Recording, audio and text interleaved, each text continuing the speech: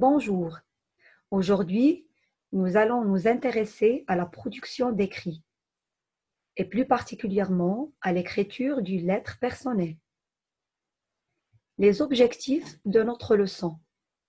Savoir reconnaître une lettre personnelle, découvrir les éléments indispensables pour écrire une lettre personnelle, savoir écrire une lettre personnelle.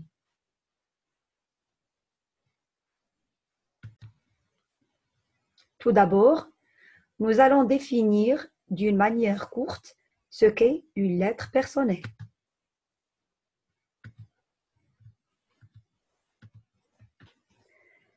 Une lettre personnelle est un message écrit, adressé à des proches, la famille ou les amis. C'est-à-dire que la lettre personnelle s'écrit à un membre ou des membres de la famille, ou bien à un ami ou des amis, pour donner des informations, demander quelque chose, raconter un événement, donner des nouvelles, inviter, etc. La personne qui écrit la lettre est l'expéditeur. La personne qui reçoit la lettre est le destinataire.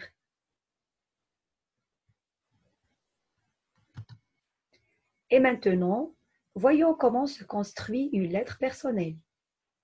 Pour ce faire, voici un exemple d'une lettre personnelle. Kénitra, le 15 mai 2020.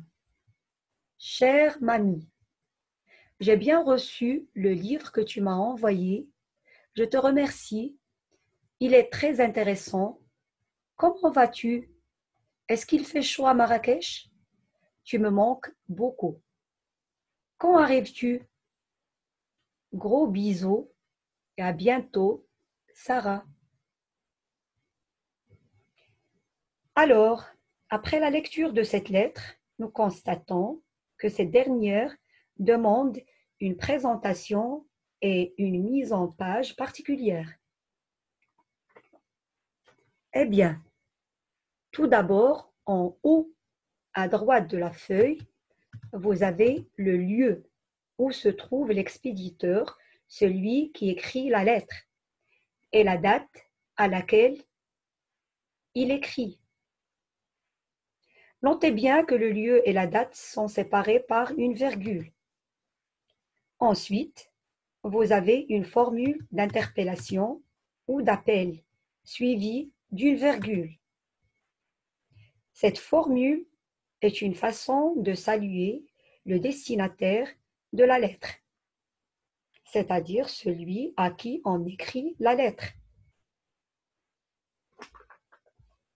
Dans cette formule, on emploie l'adjectif cher plus le prénom de la personne ou les personnes à qui on s'adresse.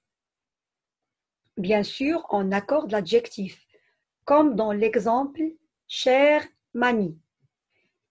Le destinataire est féminin singulier, donc on écrit « cher » avec accent grave et « e » à la fin.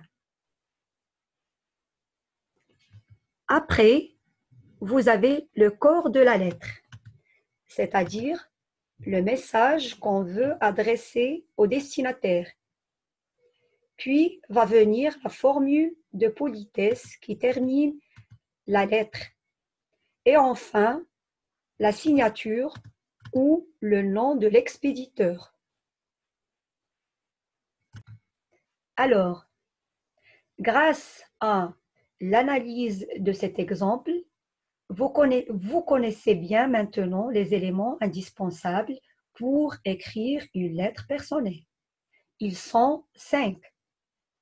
Donc, il faut les utiliser tous chaque fois quand vous voulez écrire une lettre à des proches.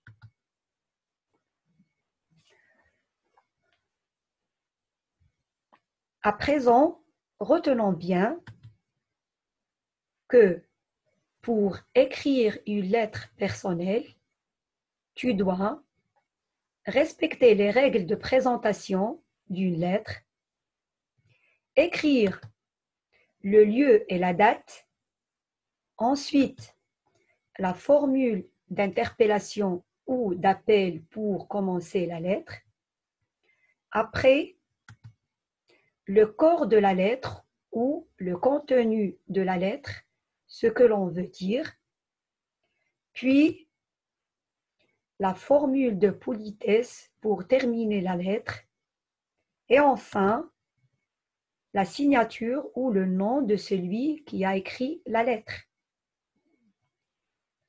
Pour t'aider à améliorer les formules du début et de la fin de ta lettre, essaie d'utiliser ces boîtes à mots dans lesquelles je t'ai proposé quelques exemples de formules d'interpellation et des formules de politesse. Les formules d'interpellation.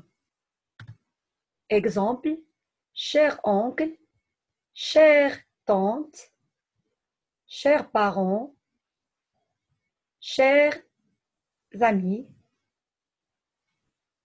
Attention, il faut accorder l'adjectif cher, c'est-à-dire il faut voir le genre et le nombre de la personne ou les personnes à qui on s'adresse. Par exemple, si le destinataire est masculin singulier, on écrit cher avec ER comme cher oncle ou cher cousin. Et si la personne à qui on écrit est féminin singulier, on écrit cher avec accent grave et E à la fin. Exemple, chère tante ou chère cousine. Et c'est pareil pour les autres. Les formules de politesse, exemple, gros bisous, je t'embrasse, au revoir, amicalement, à bientôt, amitié, bien à toi, etc. Voilà, j'espère que vous avez bien compris la leçon. Bon courage et à bientôt.